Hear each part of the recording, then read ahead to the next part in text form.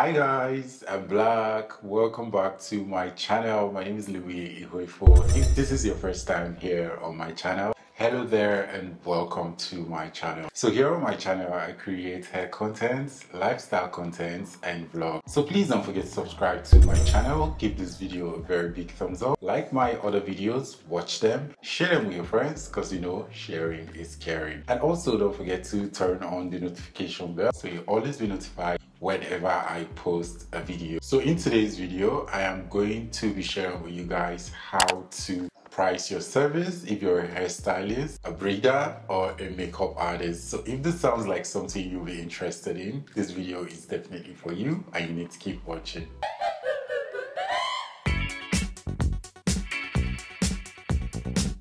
I have a few points I'm going to be sharing with you guys that will help us, know how to price our service. But before that, I need to know you guys, are you okay? Are you doing great out there? So diving right into why we're here. So the first one I have on my list is knowledge and confidence. Yeah. So in order to know how to put a tag to the service you're rendering, you need to have a knowledge and you need to be confident. So what is knowledge in this context? Knowledge is having an idea of what you're doing, the service you're going to be rendering to a person. Do you know these things you're going to be rendering to people? How much do you know it? And how confident are you when you're delivering this job to the person? Trust me, you guys, people now go for brands, or rather service providers who actually know what they are doing. If you don't know what you're doing, you can't put a price on something and expect people to pay. I mean, they want to see what you've done and how you've done these things. So in order to be able to put a befitting price on a service, you should have a knowledge of what you are selling. Then secondly is confidence. Do you have the confidence? Are you this kind of person that a client will tell, I want you to do this thing for me, and it looks good on your page, but once you get there, you're not able to deliver this thing because you're scared of doing it. So it's high time we all sit up and tell ourselves we can do it. So I know it's really hard for some people, but it's high time you start telling yourself. I mean, the ones on your Instagram page, you did them, so you should be able to go there with full confidence and do this thing without hesitating or having fear in your mind. So some clients can be very intimidating. One, because of status, and two, because of the environment. And some people don't really do well, like when it comes to rendering a service and they see someone who do that type of service and they just lose their confidence. No, it's not supposed to be like that. For me, when I'm in a space where people who do the same thing that I do are there, I just like to shine bright so that everybody can see me and notice that I am actually there. There are different ways you can shine bright. You don't need to talk. You don't need to even say hi, but let the works of your hand, do the talking for you. I have a video where I talked about confidence and how to gain self-confidence. I'm going to leave it up here so you guys go watch that video, and trust me, it's going to help you. So second on my list here is service experience. How experienced are you? How long have you been doing this thing? Who have you worked with in the past? And how many people have you worked with? So people want to see all these things. So you should have an experience so that when you meet people, you'll be able to relate well with them. And this is going to help you very well when you want to start putting prices to the service you render. Some people are just blessed. Grace just follows them. So once they finish training and they want to start, it's so easy for them. While some, you need referrals. You need people to stand for you as referees. So what I advise you do is intern with people so that you can learn more about this service. So when you want to put price to all your service, you're not going to find it difficult. And when people want to pay you, they pay you because you have an experience. And how long have you worked for someone before, and how long have you done this thing? So you guys, take the hair solution for example. She has worked for me. She started as an intern before she graduated to an actual employee. When people want to book this girl and they know that she has worked with me, so they believe she will never misbehave and she's going to deliver this job really well. Try to gain experience, meet people, intern with people if possible, work for people so you can gain more experience on how to do these things. What do you offer? So this can be very, very tricky. I'm a hairstylist.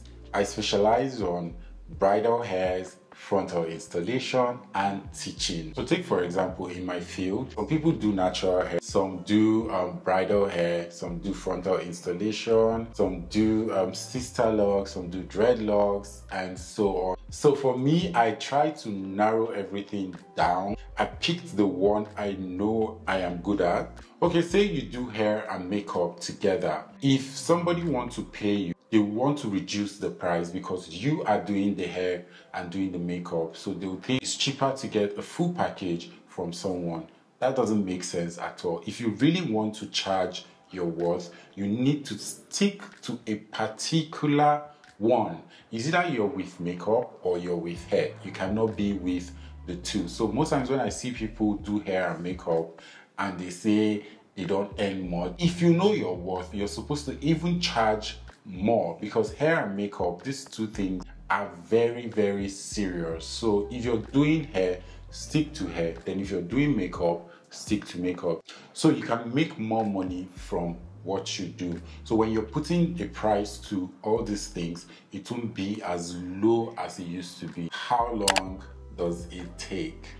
So for me, when I'm putting a price to what I do, I look at the timing. How long does it take for me to customize a full hair? And how long does it take for me to install the hair? So you need to look at all of these things and then put a price on it. So you can't be doing a 4 hours job and charging less. You should be able to calculate the amount of time you're going to spend on this person's hair or this person's makeup. So for me, after calculating the time I'm going to be spending on this person's hair, I still put my products into consideration. How much products do you use? Do you get?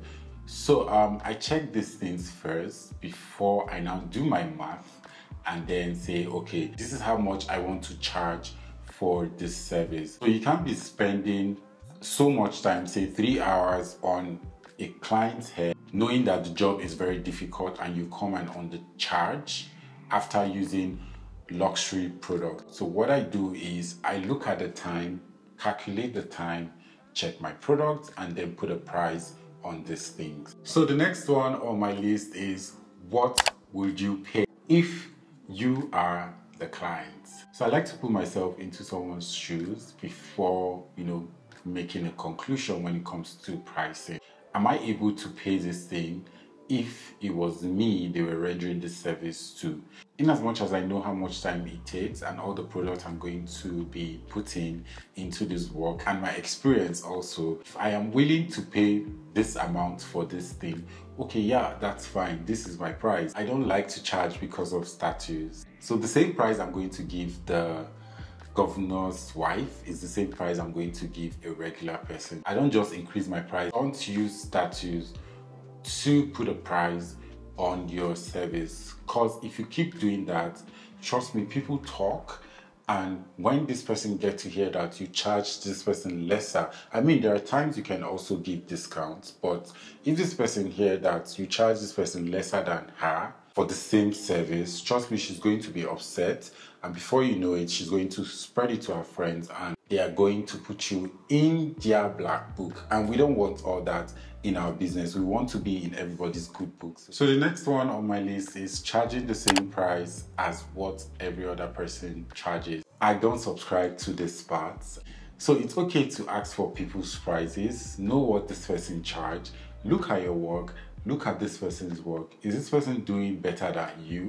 People will say, okay, if I am paying this person for 5 and this other person who is better than this person is also charging 5, I'd rather go for this person whose work is neater than this person's work. Do you get? So don't look at what this person is charging before you put a price on your service. Put a price according to what you're going to be delivering to this client. Don't say, okay, Lee is charging so amount. If Lee can charge this amount, I can also charge this amount. Trust me, you're going to bring down your business. You might end up not getting bookings because you're already trying to compete with someone else when you know your job is not as clean as this person's work. What I like to do, like when I was in Enugu before I moved to Lagos, I had two different rate cards. For bridal installations and styling, I have the one I use for myself, which is the diamond package. Then for my assistants and people who work under me, I use the gold package. So the gold package is lesser than the diamond package. If you want me, you can go for the diamond package. So I've already put a price on me because this is what I know I am worth. And this is what I know my people are worth. And as a starting business or a starting brand, you can't be of the same price with all the big brands. Trust me, these guys have experience. They've been working and working before you even started. So do not look at all these people.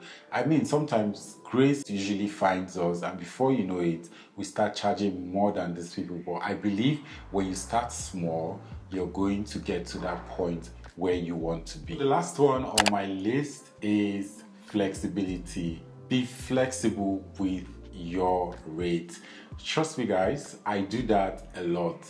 So there are people who text me for bridal jobs and this is what I charge. So with the way you approach me, I can decide to give you a discount. This is optional. It's okay to give discount. It's okay if you don't want to give discount. Sometimes there are clients who come into your DM and they're acting like they started the business for you. You know, people like that, I don't even listen to them when they ask for discount. So now we've known all these things, how do we talk to these clients when they insist we come down on our price if we don't want to? So what I usually do is, if you're booking me for a trad and white wedding, you get a certain percentage as a discount. But if you're doing one wedding, you don't get a discount. So these are ways you can enter all these clients, and trust me, everybody likes a discount. Myself too, I love discounts. So try as much as possible to also infuse discounts in everything you do. Do not try to change the kind of product you are using because people say you're too expensive. Don't try to go back to the old ones or the bad ones. So the idea is to keep going higher. Trust me, people are watching you. When they see you're going higher, you're doing well, you're introducing new products, you're working with brands, trust me, everybody wants to work with you. Try and niche down and do what you enjoy doing. Do not do everything just because you want to make money. Trust me, this is going to be very exhausting and you might not end up making money from doing these things. So another thing I also like to put into consideration is when I'm putting my price, I like to look at my rent, first of all, the kind of products I use, and the service. So if I'm not able to pay myself, remit money for rent, you know, for products, and also pay myself, why am I a business person? I like to pay myself after every job. You're going to do the operating expense plus your salary and then your growth. You add this together and the total is your gross revenue. So this is what you're going to be earning for that year. You should know how to put a price on every service you render, because I mean, you already know how much you've spent, you know, rendering this service, you know how much you've invested in product. So before you put a price on your service, try to know how much you've spent on all of these things and how much do you want to pay yourself. So another thing I like to consider is growth. When you grow, you don't charge the same price like you used to.